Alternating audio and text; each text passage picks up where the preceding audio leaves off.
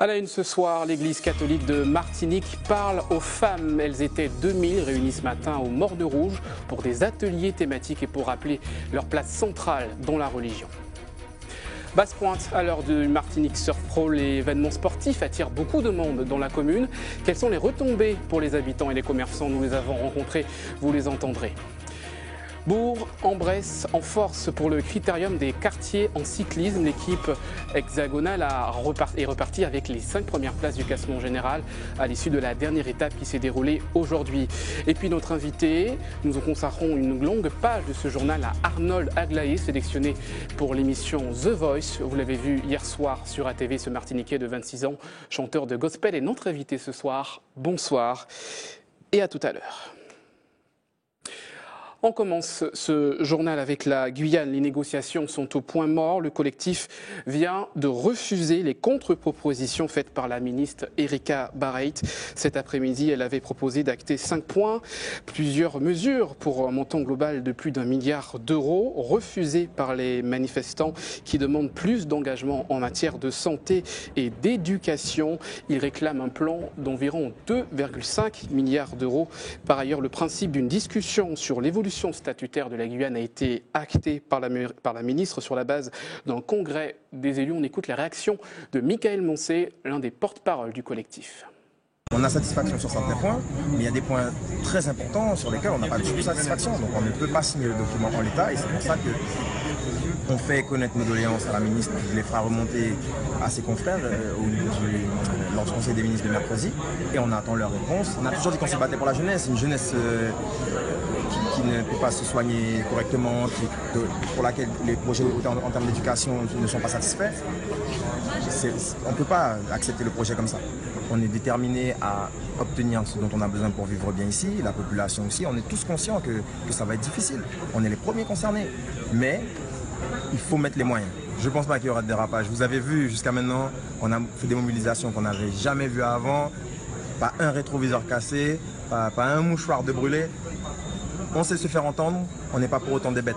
Donc je suis confiant, je suis serein, il n'y aura pas de souci. La mobilisation continue. La ministre Erika Barreit qui devait regagner Paris ce soir. Nous reviendrons sur la crise en Guyane dans nos prochaines éditions.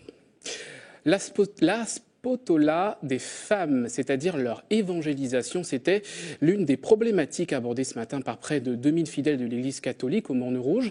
Des femmes, pour la plupart, qui ont également évoqué leur rôle au sein de la religion, un rôle central pour certaines. Le reportage d'Anaïs Gall. Dans une ambiance drôle et conviviale, le discours d'une femme à une autre. C'est pourquoi l'homme quittera son père et sa mère et s'attachera à sa femme et les deux deviendront une seule chair. Vous voyez, tout ça de parole pour l'homme, pour que l'homme protège sa femme. Mais il faut rien ça. Force, fierté, modernité, l'occasion de rappeler que l'image de la femme catholique a beaucoup évolué. C'est une femme qu'on veut forte, une femme qui soit vraiment debout, comme disait la sœur, et qui soit surtout, solidaire des autres femmes. Parce que beaucoup de femmes actuellement souffrent, et donc ces femmes doivent savoir que l'Église, dans la structure d'Église, il y a du soutien, il y a de la solidarité, il y a de la compassion. Donc vraiment, pour ces femmes, nous voulons vraiment que ce soit un temps fort pour elles, pour se restructurer, se ressourcer. Nous sommes une génération choisie, appelée pour montrer son excellence. Des fidèles venus par centaines de toute la Martinique pour célébrer leur foi, mais également rappeler que la femme occupe une place importante dans l'Église. Il n'y a qu'à voir que les femmes sont beaucoup plus nombreuses à l'église que les hommes. Maintenant, c'est les entraîner à aller beaucoup plus loin, à travailler en apostolat, c'est-à-dire découvrir quelles sont les potentialités et qu'est-ce qu'on peut mettre en œuvre pour l'édification du royaume de Dieu. Donc ça peut être à l'intérieur de l'église comme ça peut être dans la société. C'est la femme qui en général, au sein de la famille, c'est elle qui essaye de faire entrer Jésus, de faire entrer justement ça au sein de la famille, d'inculquer ça aux enfants, d'inculquer la foi. Après les chants, les femmes se rassemblent pour des ateliers en groupe. Communication, célibat, mariage, vie professionnelle ou encore bénévolat et image de soi, des thématiques actuelles. J'ai eu l'atelier numéro 3, rayonner et resplendir dans la vie professionnelle. Là maintenant, je vais aller avec mes partenaires et puis trouver le meilleur de moi-même dans cet exercice. Est-ce qu'on est chrétien hors du travail ou est-ce qu'on est chrétien hors du travail et au travail? Dans l'Assemblée, des femmes de tous milieux et de tous âges. Pour Danielle et Loïse, ce genre d'événement est très bénéfique. L'Église catholique doit avancer avec son temps si elle veut attirer les plus jeunes. Effectivement, par rapport aux jeunes, on est obligé en fait de se mettre à leur niveau un petit peu. Effectivement, d'avoir des musiques qui les attirent, des discours qui les attirent, parce qu'effectivement, si on reste dans l'ancien temps, là, au contraire, au lieu de les attirer, on va les faire fuir. Et en fait, de se mettre à leur niveau un petit peu. Effectivement, d'avoir des musiques qui les attirent, des discours qui les attirent, parce qu'effectivement, si on reste dans l'ancien temps, là, au contraire, au lieu de les attirer, on va les faire fuir. Chaque année, 2 journées comme celle-ci rassemblent les femmes catholiques pour les mettre au cœur de l'Église. Voilà pour ce reportage sur l'apostolat des femmes dans la religion catholique. Depuis 3 jours, Basse-Pointe est devenue la capitale du surf, et ce jusqu'au 8 avril. S'y déroule la Martinique Surf Pro, une manifestation de grande envergure qui draine de nombreux touristes locaux et internationaux. Au-delà de l'aspect sportif, voyons ce soir les retombées économiques de la compétition. Pour certains, il manque quelques animations. Le reportage signé Loïc Régis. Des vagues spectaculaires. Passionnés de la discipline ou simples curieux, la Martinique Surf Pro a drainé des centaines de visiteurs aujourd'hui. Petit bémol pour certains, le lieu où se déroule la manifestation manque de chaleur. Au niveau publicité, au niveau marketing, l'an dernier c'était mieux organisé. Puis l'équipe était beaucoup plus sympa. L'année dernière, on m'en a tellement parlé et j'avais pas pu venir, donc j'étais un petit peu frustrée. Aujourd'hui, je faisais rien, il fait beau, donc je me suis dit pourquoi pas. Oui, ça manque un peu d'animation. C'est-à-dire qu'on est là, on est assises, quoi. Une animation que l'on retrouve en dehors du village, en famille ou entre amis. Basse-Pointe est l'endroit idéal pour la balade du dimanche. L'occasion de faire quelques affaires ou de goûter les plats typiques de chez nous. On est venu par curiosité pour voir la compétition et puis après on voulait manger un petit peu ici, donc c'est parfait. Le surf, le village, parce que moi j'aime bien tout ce qui est sport, j'adore. Donc voilà, je suis venue pour tout en fait. On joint l'utile à l'agréable, on regarde les stands, les bijoux, les vêtements et puis par là même nous sommes allés voir la course, pas mal aussi, intéressant, et puis là maintenant on va manger. Des rues pleines, une aubaine pour les commerçants. La Martinique Surf Pro offre une plus grande visibilité à la ville de Basse-Pointe. Avec la chaleur, ils achètent beaucoup les acras puisqu'ils sont bons nos acras, mais ça va, ça va. Aujourd'hui c'est un petit peu plus productif par rapport à hier où c'était un petit peu mitigé, mais ça va. C'est un beau bilan et puis ça permet à la ville de Basse-Pointe d'être connue, de connaître un petit peu parce que les gens se concentrent dans le sud alors qu'il y a des belles choses aussi dans le nord. Hier, on était place quelque part où on ne pouvait pas nous voir. Et aujourd'hui, on a l'opportunité d'être placé là où il y a du monde qui passe. Et ça a un impact? Ah si. Les gens passent, ils regardent, ils demandent les contacts et tout, ça va. Une 3e édition qui en appelle d'autres, l'événement est un succès populaire.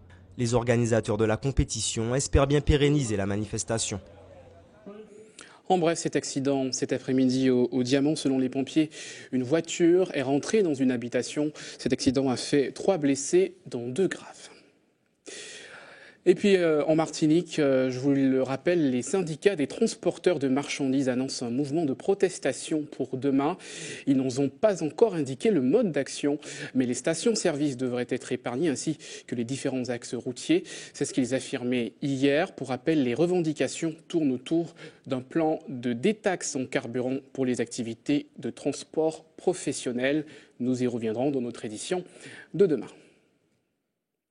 Le rhum martiniquais, très apprécié au Danemark, une délégation de cavistes danois était en visite hier à l'habitation Clément pour sceller un nouveau partenariat pour l'approvisionnement en rhum. À cette occasion, les rhums Clément produiront une cuvée exceptionnelle destinée au marché danois. Les explications de Jacob Vertagard Bunch, qui est manager d'une usine d'importation de rhum au Danemark, et de Philippe Gillier, qui est le chef des exports des rhums Clément, interrogé par Agnès Gall.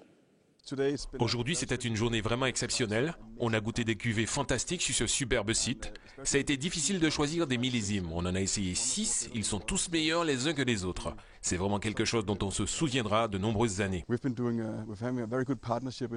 On fait un très bon partenariat avec l'habitation Clément depuis presque 16 ou 17 ans maintenant. Ça fait de nombreuses années qu'on achète du rhum agricole. On se déplace en Martinique de temps en temps, mais c'est la première fois qu'on fait un aussi gros investissement. Venir avec 24 personnes, on a beaucoup d'espoir pour la vente de ce produit au Danemark. C'est vrai que c'est un gros investissement, mais je suis sûr qu'il va payer.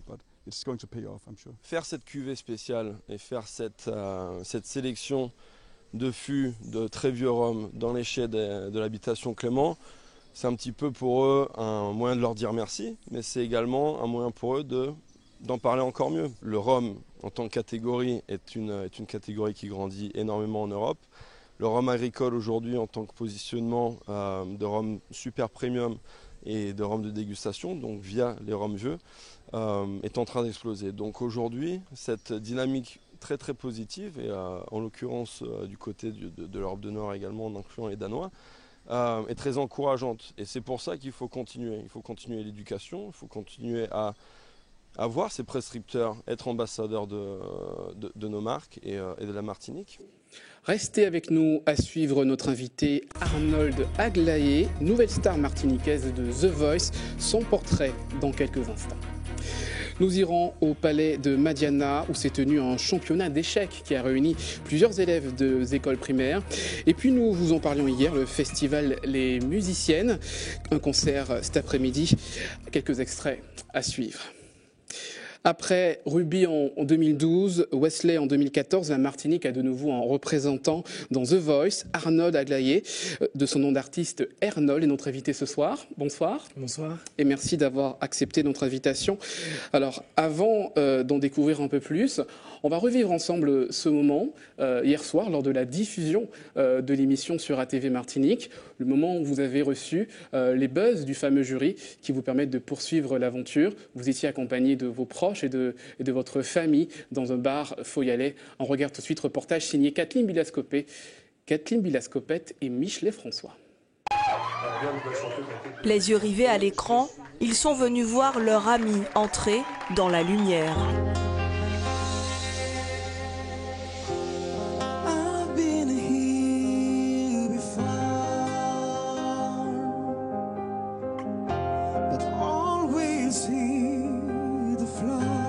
Le silence est religieux et le souffle suspendu aux fameux buzzers qui décideront du début ou de la fin de l'aventure.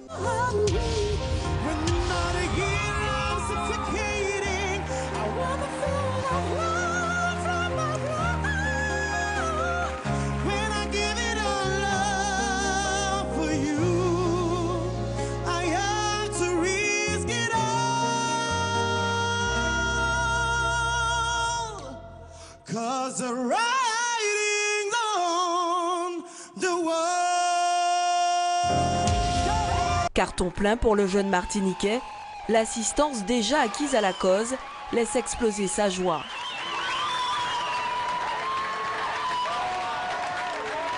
Les personnes présentes ici n'ont pas attendu The Voice pour reconnaître le talent de l'enfant du pays.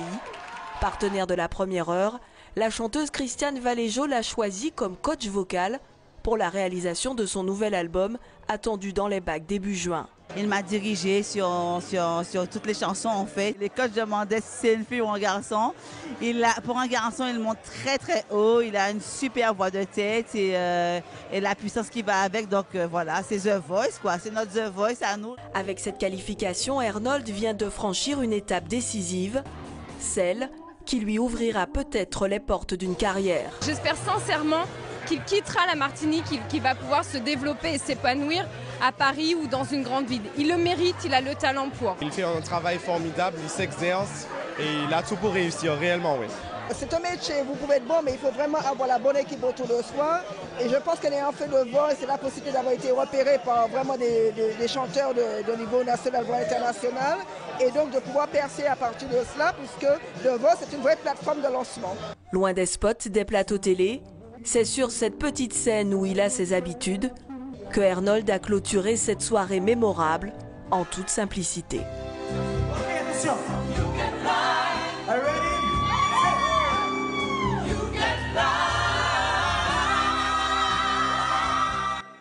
Voilà pour ce reportage. On vous voit avec vos proches. Là où vous vous sentez le mieux? Oui, exactement. C'était vraiment un moment vraiment magnifique. Excusez-moi, je suis dans l'émotion toujours. C'est vraiment un moment magnifique. C'est très très beau. Alors, comment vous vous sentez au lendemain de la diffusion de cette émission en Martinique? Il faut savoir que c'est une émission qui avait été enregistrée déjà depuis plusieurs semaines. On a vu la réaction de vos proches. Et vous, qu'est-ce que cela vous a procuré? Déjà, garder le secret pendant un certain temps, c'était quelque chose, et surtout que nous sommes en Martinique. Par la suite, après voir la réaction de mes proches, la réaction de ma famille aussi, puisque j'ai vécu ça en fait différemment, ça m'a beaucoup touché. On va dire que c'était un grand moment d'émotion. C'est vraiment ça. Alors, on va apprendre à vous connaître un peu mieux. Vous vivez en Martinique, votre famille est originaire de Volca. Exactement. Et vous avez baigné depuis tout petit dans l'univers du gospel. Tout de suite, votre portrait signé Frédéric Mazy. Je te tiens à 100%, on est avec toi. Merci beaucoup. Dans son quartier de Volga-Plage, il ne peut plus faire un pas sans qu'on l'interpelle. Depuis son passage dans The Voice hier soir, Arnold est sans cesse sollicité. Ok, sans problème. Merci beaucoup. Ça fait plaisir tous ces messages de soutien. Vraiment. Je suis d'ici, hein.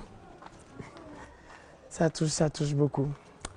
On se dirige vers l'église où tout a commencé. C'est ici que dès son plus jeune âge, il exerce sa voix. Les notes de gospel rythment sa vie jusqu'à ses 20 ans. Même lorsqu'il y avait du zouk qui passait à la télé, c'était un peu difficile, surtout un petit peu dans la famille, puisqu'on n'était pas vraiment dans cette culture-là. J'ai une révélation notamment avec Stevie Wonder. Ça a commencé par Stevie, vraiment. Après, le groupe Kool and the Gang, toute cette musique en fait black américaine qui m'a beaucoup touchée. Je me suis dit, mais en fait, je peux vraiment chanter autre chose. Après le prime d'hier, place au débriefing en famille. Ses parents suivent son parcours avec bienveillance. L'obéissance, c'est tout. Hein. L'obéissance, l'obéissance. Sinon, je vais avec le Martinique. C'est de la fierté, et puis bon, et le cœur qui est beau. Le téléphone n'arrête pas de sonner. Sa mère est surprise de l'ampleur du phénomène. Je ne m'attendais pas à des gens que je n'ai pas vus depuis combien de temps, hein, qui m'appellent. Pourquoi elle m'appelle à cette heure-là? Elle m'a dit oui, mais... Alors j'ai dit, oui, d'accord, oui, c'est bien ça. La page Facebook de l'artiste fait le buzz. 500 likes ce matin contre 50 hier après-midi. Tu as cartonné The Voice 6 cette année. C'est pour toi, soutien jusqu'au bout. Fier de toi, mon ami. J'ai dit des gros mots devant la télé. Oui, dodo. L'aventure ne fait que commencer pour ce Martiniquais de 27 ans, mais il sait déjà quel tempo il donnera à son univers musical. Le côté soul, black music, mais toujours en intégrant un petit peu le côté créole de la Martinique, pouvoir s'exporter en fait au-delà de la Martinique aussi, représenter la Martinique dans différents festivals et vraiment faire beaucoup de scènes en fait. C'est vraiment ça le rêve, vivre comme une star. Mais le chemin du succès est encore long. Les étapes du battle de The Voice ont déjà été enregistrées. Arnold ne peut pas encore révéler s'il a décroché le sésame pour les directs. Réponse le 15 avril prochain. Alors on l'a vu dans ce reportage, vous avez commencé par le gospel, vous êtes très attaché à la religion. Est-ce que ça a été difficile pour vous de franchir le cap et de chanter sur d'autres registres ? En fait, je ne dirais pas difficile. C'est vrai que l'accord de ma mère était le plus important. Une fois que j'ai eu l'accord de ma mère, on va dire que tout a été. C'est vrai que chanter autre chose que du gospel, c'est pas vraiment évident puisqu'on a une certaine foi qu'on garde pendant un certain moment, on va dire une certaine restriction. Donc, chanter autre chose, ça a été. Ça a vraiment été. Ça a vraiment été par la suite. On va revenir sur l'émission d'hier soir. Comment vous avez vécu ce moment?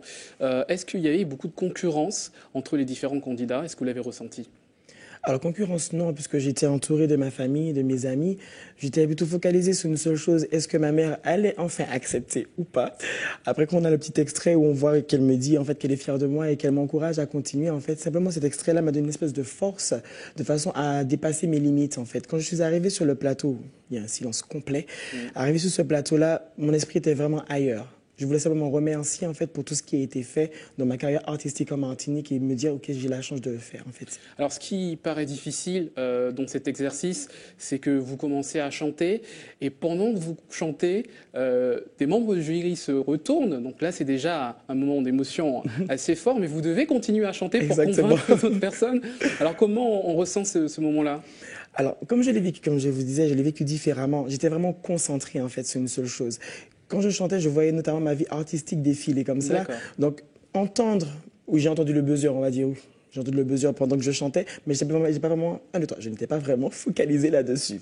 Alors, beaucoup d'émotions, beaucoup de tensions et aussi un peu d'humour, notamment lorsque vous avez amusé les téléspectateurs en faisant parler le jury en créole. Tout de suite, on regarde un extrait de cet épisode. On peut essayer un truc? T'as un peu parlé créole. Tu peux dire moi aimé Martinique? Moi aimé Martinique. Zazie? Moi aimé Martinique. Mais je suis plus fort que vous en créole, cherchez pas, Bah oui, moi aimé Martinique, mais moi aimé surtout ta performance. On essaie? Dis-le. Moi aimé Martinique. T'as une chance, hein. Elle commence pas à le dire 4 fois. Moi, j'ai déjà un accent en français, tu peux pas me demander de faire un autre. Vas-y. Pas de problème. Moi, aimé Martinique et moi, aimé Anode. Je dois parler comme un touriste américain sur Champs-Élysées. Moi, aimé Martinique. Mais c'est ça, c'est exactement ça.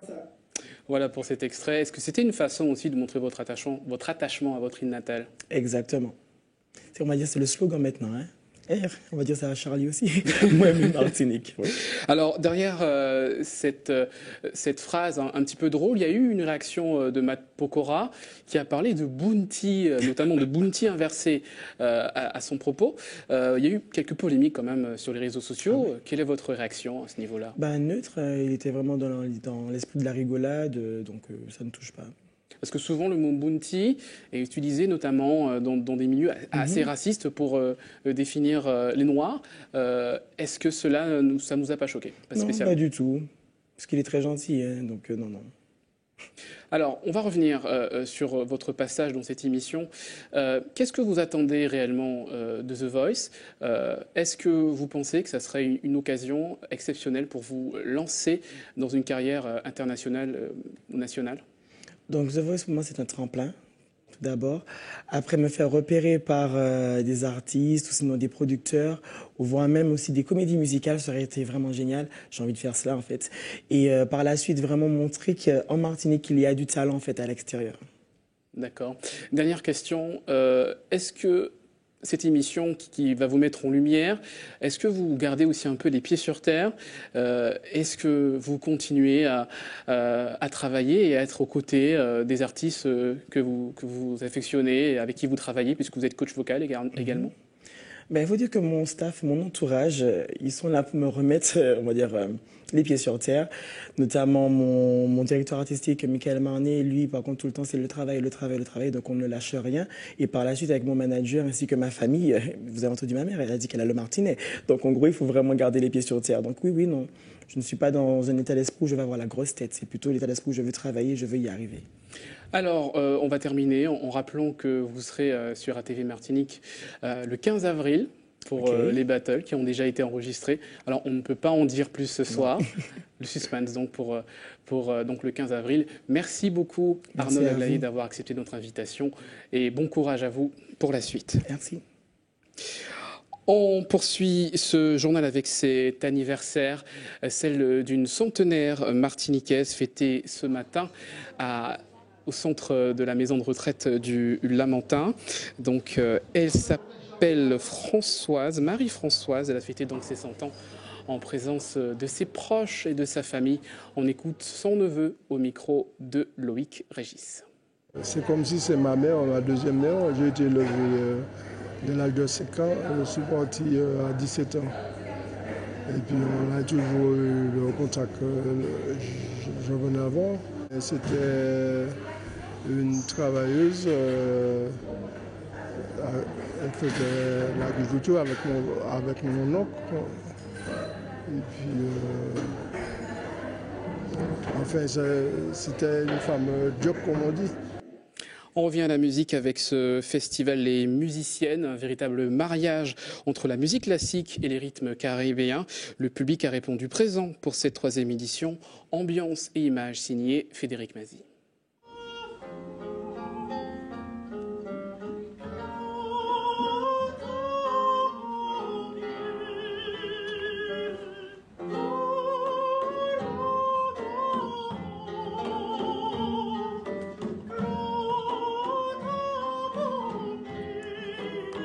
La musique classique et le tambour belay, visiblement, se marient très bien.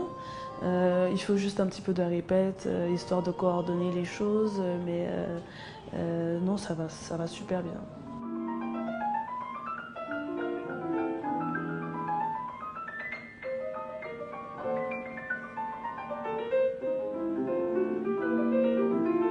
Je ressens un grand bonheur de pouvoir m'exprimer dans un concert qui réunit la musique caribéenne et la musique classique, et aussi la musique plus proche de nous, celle de Gershwin, et la mienne, qui est donc contemporaine. Je suis encore en vie, et donc c'est une très belle expérience de pouvoir avoir une création dans ce cadre-là, et de pouvoir m'exprimer dans cet écrin musical très varié et très riche.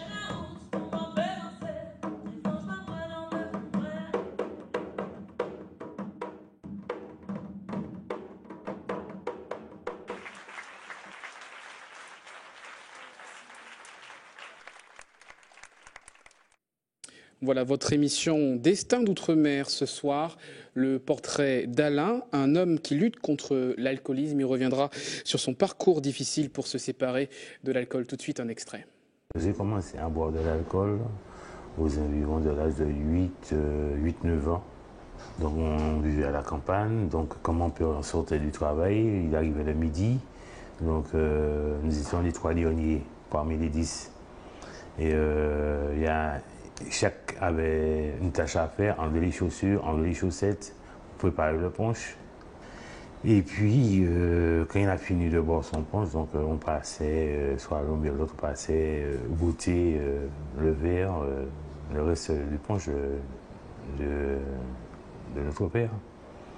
Et puis par la suite, quelques années après, vers 13-14 ans, je me souviens que ma première cuite était en silence, c'est-à-dire que en période de Noël, ma mère préparait des shrubs, des liqueurs, tout ça. Donc on s'amusait à goûter. Et puis là que j'ai pris goût. Mais quand elle n'était pas là, donc ma mère était absente, donc j'allais dans son buffet, mon petit grenier à cocktail, j'ouvrais et puis comme ça sentait bon, ça m'a, comme on dit, inspiré. Destin d'Outre-mer présenté par Alexandra Élysée, à voir ce soir à 19h40 sur ATV. En bref, la qualité de l'air toujours aussi mauvaise en Martinique. Elle s'élève à 9 sur une échelle de 10 pour demain, comme aujourd'hui d'ailleurs. Les personnes souffrant de maladies respiratoires sont priées d'éviter les activités sportives en plein air. La mauvaise qualité de l'air est due à la présence de brumes de sable en provenance du Sahara. Et puis, vigilance jaune, toujours maintenue pour mer dangereuse à la côte. L'épisode concerne le nord de l'île et devrait se poursuivre jusqu'à demain, en fin de matinée. Voilà, c'est ainsi qu'on referme cette édition. Restez avec nous dans quelques instants, toute l'actualité sportive avec le Sport Week-end présenté par Carré Chassol. À tout de suite.